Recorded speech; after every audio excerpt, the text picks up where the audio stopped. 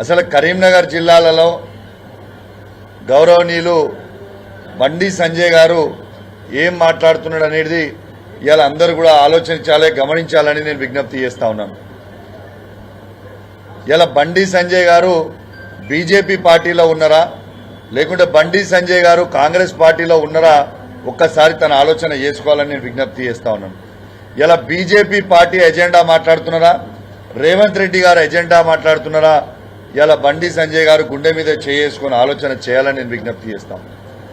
ఇలా మీరు క్లియర్గా చూడొచ్చు, ఇలా బండి సంజయ్ గారు రేవంత్ రెడ్డి గారు మ్యాచ్ ఫిక్సింగ్ ఉన్నదనేది ఎంత స్పష్టంగా కనబడతా ఉన్నదంటే, ఇలా రేవంత్ రెడ్డి గారి నోట ఏ మాట వస్తుందో అదే మాట బండి సంజయ్ గారి నోట రావడం అనేది ఇలా చాలా చాలా దురదృష్టకరం అని చెప్పి సందర్భంగా తెలియజేస్తా ఉన్నాను. ఇలా బండి సంజయ్ గారు ఇలా మేము ఒకటే అడుగుతా ఉన్నాం మిమ్మల్ని, ఇలా మా కేటీఆర్ గారు ఏమని అడిగిరు వచ్చి మా కరీంనగర్లో పట్టణంలో కరీంనగర్ నడి బొడ్డన ఇలా బండి సంజయ్ గారి ఇంటికి కూతవేట దూరం నుంచి ఇలా సిపిఆర్ ఆఫీసర్ నుంచి కూతవేట దూరం నుంచి ఇలా ఫైరింగ్ సంఘటన అనేది జరిగింది. ఇలా ఇది పూర్తి ప్రభుత్వం ఫెయిలియర్ అని మేము చెప్తే ఇలా బండి సంజయ్ గారు తిట్టాల్సింది రేవంత్ రెడ్డి గారినా కేటీఆర్ గారినా? ఇలా కేటీఆర్ గారు ఇలా ప్రజలకి అండగా ఉండడానికి ఇలా కరీంనగర్ జిల్లాలో కరీంనగర్ పట్టణంలో ప్రత్యేకంగా ప్రజలందరికీ కూడా ధైర్యం నింపడానికి ఇలా ప్రజల పక్షాన కేటీఆర్ గారు వచ్చి ఈడ ఫైరింగ్ ఎందుకైందని అడిగితే బండి సంజయ్ గారు తిట్టాల్సింది ఎవరిని?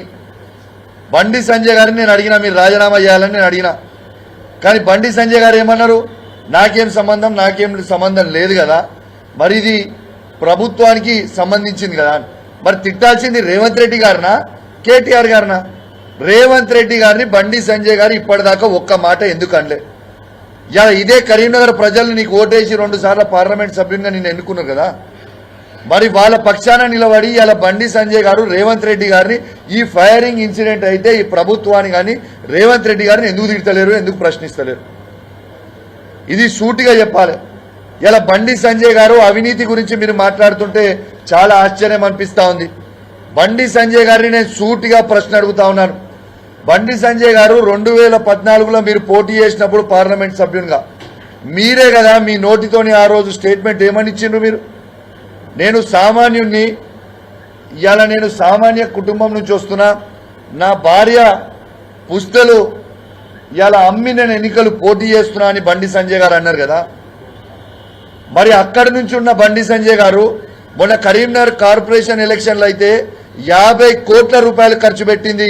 మరి మీరు చేసింది ఇది ఎక్కడి నుంచి వచ్చిన ఈ 50 కోట్ల రూపాయలని మేము అడుగుతా ఉన్నాం. మరి మీరు అవినీతి చేసి సంపాదించిన డబ్బా లేకపోతే మీకు రేవంత్ రెడ్డి పంపించిన డబ్బా? ఇది ప్రజలకి మీరు జవాబు చెప్పాల్సిన అవసరం ఉన్నది. మరి మీరు చేసింది అవినీతి పెట్టుకొని మరి ఇలా పుస్తలు అమ్ముకొని పోటీ చేసిన 2014లో అని చెప్పిన బండి సంజయ్ గారు మొన్న కరీంనగర్ కార్పొరేషన్ ఎలక్షన్లో అయితే 50 కోట్ల రూపాయలు ఇలా ఎట్లా ఖర్చు పెట్టినని మేము అడుగుతా ఉన్నాం. ఇలా కేటీఆర్ గారిని తిట్టే స్థాయి మీద అని మేము అడుగుతా ఉన్నాం. ఇలా కేటీఆర్ గారు 5 సార్ల శాసనసభ్యునిగా గెలిచిండు.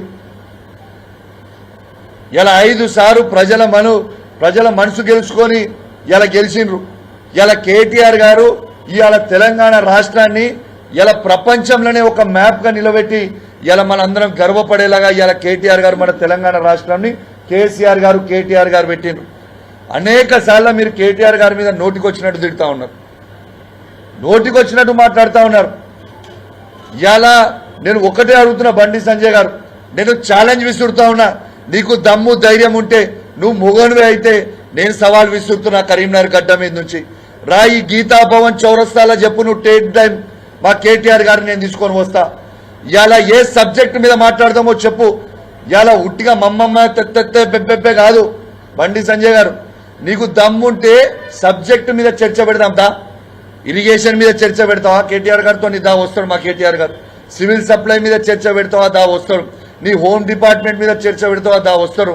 ఐటీ ఇండస్ట్రీస్ మీద పెడతావా? వస్తాడు. దా కరీంనగర్ పట్టణంలో ఇలా కేటీఆర్ గారు ఎంత, కమలాకర్ గారు ఎంత అభివృద్ధి చేసిండో దాని మీద చర్చ పెడదామా? దా వస్తాం చూద్దాం దా.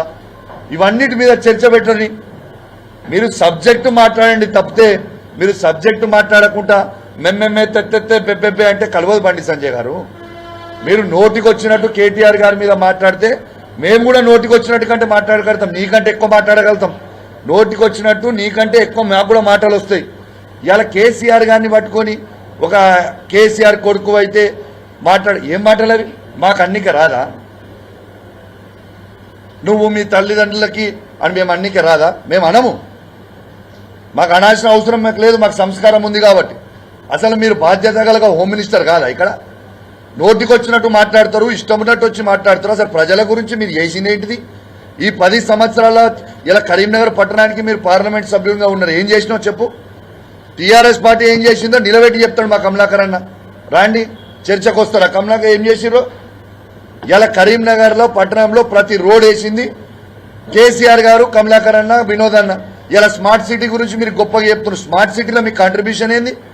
ఇలా స్మార్ట్ సిటీ తెచ్చింది బాజాబ్తు మా ఎంపీ వినోద్ కుమార్ గారు. వాస్తవం కాదా ఇది? మేం చేసినా నేను చేసినా అని చెప్పుకునేది. దీన్ని ఎంబడివాడి చేసింది వినోద్ కుమార్ గారు. ఇది వాస్తవము. వినోద్ కుమార్ గారు గంగ